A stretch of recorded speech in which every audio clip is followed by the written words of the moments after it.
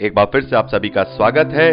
हम अध्ययन कर रहे हैं निर्गमन की पुस्तक का और अब समय है कि हम उसके 19वें अध्याय 14वें वचन से आगे का अध्ययन करें। यहाँ लिखा है, उसके बाद मूसा ने पर्वत पर से उतरकर लोगों के पास आकर उनको पवित्र कराया और उन्होंने अपने वस्त्र धो लिए और उसने लोगों से कहा, तीसरे दिन तक तैयार हो जाओ, स्त्रियों के पास ना जाना।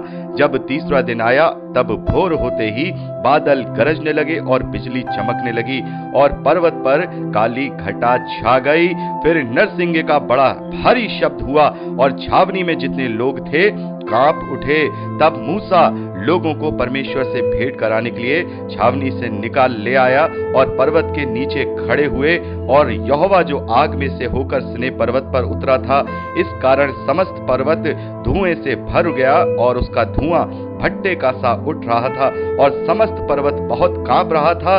फिर जब नरसिंगे का शब्द बढ़ता और बहुत भारी होता चला गया, तब मूसा बोला और परमेश्वर ने वाणी सुनाकर सबको उत्तर दिया और यहोवा सिनै पर्वत की चोटी पर उतरा और मूसा को पर्वत की चोटी पर बुलाया और मूसा ऊपर चढ़ गया। तब यहोवा ने मूसा से कहा, नीचे उतर के लोगों को यह चेतावनी दे दे, कहीं ऐसा न हो कि वे बाड़ा तोड़ के यहोवा के पास देखने को घुसे और उनमें से बहुत सारे नष्ट हो जाएंगे और याजक जो यहोवा के समीप आया करते हैं वह भी अपने आप को पवित्र करें, कहीं ऐसा न हो कि यहोवा उन पर टूट पड़े। मूसा ने यहोवा से कहा, वह लोग सिनै पर्वत पर नहीं चढ़ सकते। तूने आप हमको ये कहकर चेताया है कि पर्वत के चारों ओर बाड़ा बांधकर उसे पवित्र रखो। यहोवा ने उससे कहा, उतर तो जा और हारून समेत तू ऊपर आ जा, परंतु याजक और साधारण लोग यहोवा के पास बाड़ा तोड़ के ना चढ़ाएं, ऐसा न हो कि वह उन पर टूट पड़े।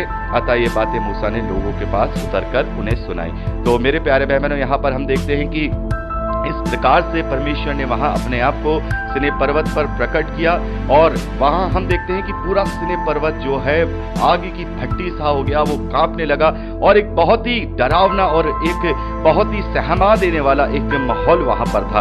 और जैसा मैंने आपको बताया, इसके विषय में हम इब्रानियों की पत्री 12वें अध्याय 22वें वचन से भी पढ़ चुके हैं। हमने वहां पर देखा था कि जो लेखक है या हम कहें पौलुस हैं, उन्होंने इस बात का उदाहरण दिया था कि वो लोग तो उस पहाड़ के पास आए थे जिसे वो छू नहीं सकते थे, लेकिन 22वें वचन में लिखा है इब्रानियों की पत्री 12वां अध्याय, पर तुम सिय्योन के पहाड़ के पास आए और जीवते परमेश्वर के नगर स्वर्गीय यरूशलेम के पास और लाखों स्वर्गदूतों और उन पहलौठों की साधारण सभा और कलीसिया जिनके नाम स्वर्ग में लिखे हुए हैं और सबके न्यायी परमेश्वर के पास और सिद्ध किए हुए धर्मियों की आत्माओं और नई वाचा के मध्यस्थ और छिड़काव के उस लहू के पास आए हो जो हाबिल के लहू से उत्तम बातें करता है। तो मेरे प्यारे बहनों, हम कहां पर आए हैं? हमारी निकटता कहां हुई है? ये जो निकटता हुई थी, जैसा मैंने आपको बताया, ये शारीरिक निकटता थी जो कि केवल दूर से थी। वो केवल उसे देख सकते थे, महसूस कर सकते थे, लेकिन उसके पास उसकी निकटता में नहीं जा सकते थे। लेकिन प्रभु यीशु मसीह के द्वारा हम उसकी निकटता में गए हैं। हमारे लिए कितना बड़ा अनुग्रह हुआ है, हमारे लिए कितना बड़ा ये हम कहें कि हमें विश्वास की ये जो व्यवस्था मिली है कि हम आत्मिकता की भेद की बातों को जान ले पाए हैं। मेरे प्यारे बहनों, यहाँ पर हम देखते हैं कि हमें इस तरीके का एक ऐसी उपमा दी गई कि हम उस उत्तम लहू के पास गए हैं जो हाबिल के लहू से भी बढ़कर है। हम उस सिय्योन पहाड़ के पास गए हैं। सिय्योन पहाड़ यानी कि हम स्वर्गीय रोटी के पास गए हैं। हमने प्रभु यीशु मसीह को ग्रहण किया है। वो प्रभु यीशु मसीह जो स्वयं स्वर्ग से उतरी हुई रोटी है, जो स्वयं परमेश्वर का वचन है, हमने उस पर विश्वास किया है जिसने अपने उत्तम लहू के द्वारा हमें अनंत काल के पापों से छुटकारा दिया है। और अब हम स्वयं परमेश्वर का मंदिर बन जाते हैं। अब हमें उसे छूने से या उसकी उपस्थिति में हमें यहाँ ऐसा डरावना माहौल नहीं होता है, ऐसा कपकपा देने वाला माहौल नहीं होता है, भूकंप वाला माहौल नहीं होता है, क्योंकि वहां पर जो माहौल था वो सारा शारीरिक था। लेकिन यहाँ जो मसीही विश्वासियों में जो परमेश्वर की उपस्थिति और सहभागिता पवित्र आत्मा के रूप में है, ये आत्मिकता के रूप में है। तो मेरे प्यारे भाई बहनों, इस प्रकार से हम 19वें अध्याय में पढ़ते हैं कि सिनै पर्वत पर इस प्रकार से परमेश्वर ने अपने आप को प्रकट किया है और सारी चेतावनियां देने के बाद वापस अब जो मूसा हैं वो सिनै पर्वत के ऊपर जाते हैं और अभी हम 20वें अध्याय से आगे सारी वो आज्ञाएं जो परमेश्वर ने दी हैं मूसा को वहां पर वो लिखवाते हैं एक एक चीज।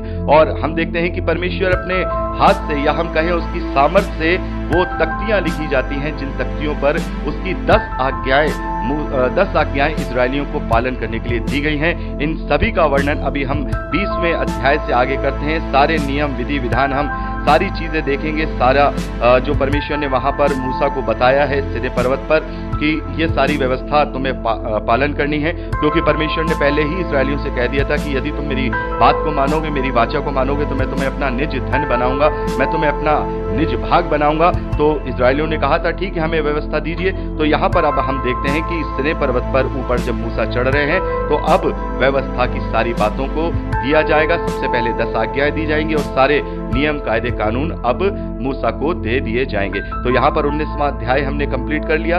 अब समय है कि हम 20वें अध्याय पहले वचन से आगे का अध्ययन करेंगे, जहां पर परमेश्वर की पहली 10 और प्रमुख आज्ञाएं लिखी हुई हैं। मेरे प्यारे भाई बहनों, यहाँ पहले वचन से लेकर के जब हम 17वें वचन तक पढ़ते हैं तो यहाँ हम परमेश्वर की प्रमुख 10 आज्ञाओं के विषय में पढ़ते हैं जो उसने इजरायलियों को फॉलो करने के लिए दी हैं, जिससे हम इंग्लिश में 10 कमांडमेंट्स भी कहते हैं।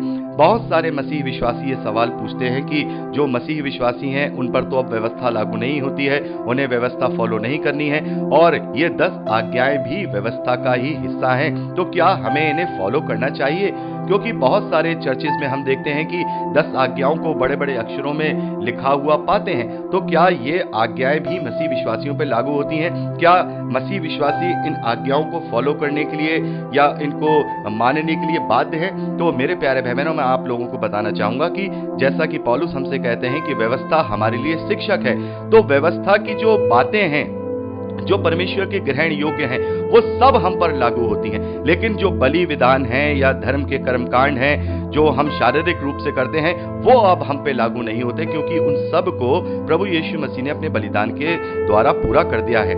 जैसा कि मैं आपको पहले भी बता चुका हूं, लेकिन फिर से एक बार शॉर्ट में बताना चाहूंगा। व्यवस्था में 3 प्रकार के कानून होते हैं या 3 प्रकार की आज्ञाएं हैं जिन्हें हम लॉ कह सकते हैं। पहला है मॉरल लॉ, यानी कि नैतिक आज्ञाएं हैं। दूसरा है रिचुअल लॉ, यानी कि जो बलि विधान है, ये जो शारीरिक कार्य हैं उसके आज्ञाएं। और तीसरा है सेरेमोनियल लॉ, यानी कि पर्व और पर्वों की विधियों को बनाने की आज्ञाएं। तो मेरे प्यारे भाई बहनों, मसीह विश्वासियों पर ये नैतिक लॉ जो यहाँ व्यवस्था में लिखे हैं, इससे भी बढ़ चढ़ करके प्रभु यीशु मसीह ने हमारे जीवन में लागू कर दिए हैं। जैसा कि व्यवस्था में लिखा है कि तू व्यभिचार ना करना। प्रभु यीशु मसीह कहते हैं कि तुमसे कहा गया कि तुम व्यभिचार ना करना, लेकिन मैं तुमसे कहता हूं कि तुम किसी स्त्री पर बुरी दृष्टि भी मत डालना।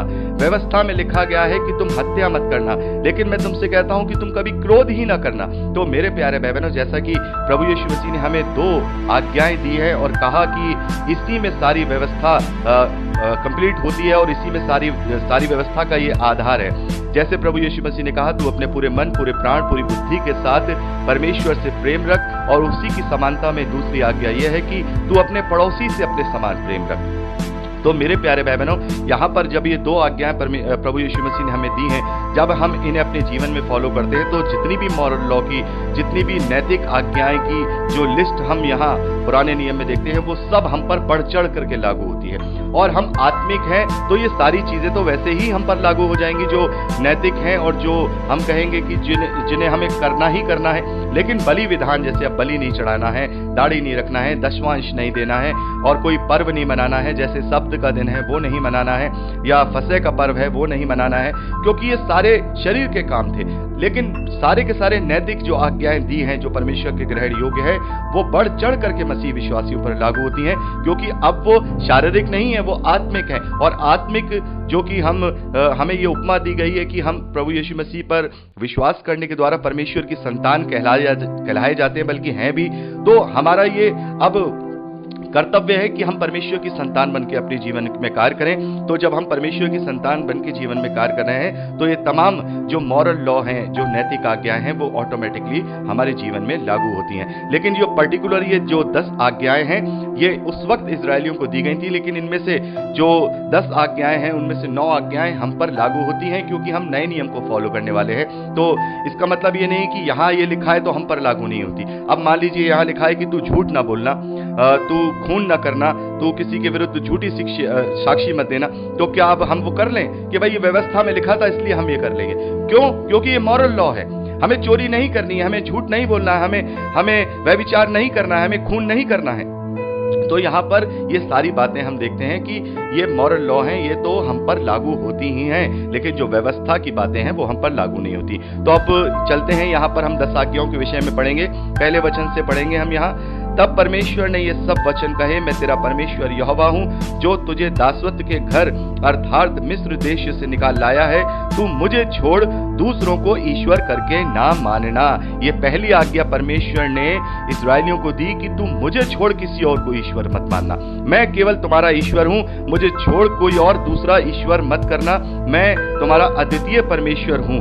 दूसरी आज्ञा यहाँ परमेश्वर देते हैं 4 वचन से, तू अपने लिए कोई मूर्ति खोद कर ना बनाना, न किसी की प्रतिमा बनाना जो आकाश में या पृथ्वी पर या आकाश के जल में है।